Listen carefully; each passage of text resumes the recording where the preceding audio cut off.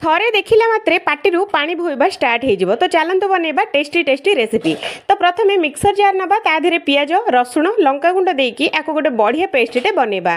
तापरे पालंक शाग नहीं जावा ताको बढ़िया से धोईकी एमिति चुन चुन करके काटी नबा। पैन दबा ताधे तेल आमर सोरिष देकी फुटेबा। तापरे कंचा लंका सुखिला लंका भृसुंगा पत्र देकी बढ़िया से भाजी नबा। तापरे आमर आगुरु जो बाटी थे मसलाटा देकी आको 2 ରୁ 3 मिनिट बढ़िया से फ्राए करबा। तापरे लंका गुंड लूण आमर हळदी गुंड धनिया गुंड देकी आको बढ़िया मसलाटे कषिबा। तापरे गोटे कप आलू आमर ग्रीन मटर देकी 2 ରୁ 3 मिनिट पर्यंत एगुड़ा को बढ़िया से भाजी नबा। आलू गुड़ाक बढ़िया से आमर भाजी हो गलानी। एबे दबा आमे पालंक शाग सब दे सारला पर आको 2 ରୁ 3 सेकेंड पई आको घोड़े नबा। तापरे चलंतु देखिबा तो पालंक शागटा बढ़िया से आमर सॉफ्ट हो गलानी। बढ़िया से आको गोळेई नबा। 2 चम्मच देठी दही देदबा आउ थे बढ़िया से आम गोले नबा। लास्ट रे गरम मसला देदबा ताको बढ़िया से गोले दबा। देखंतु आम टेस्टी पालक तरकारी पूरा रेडी।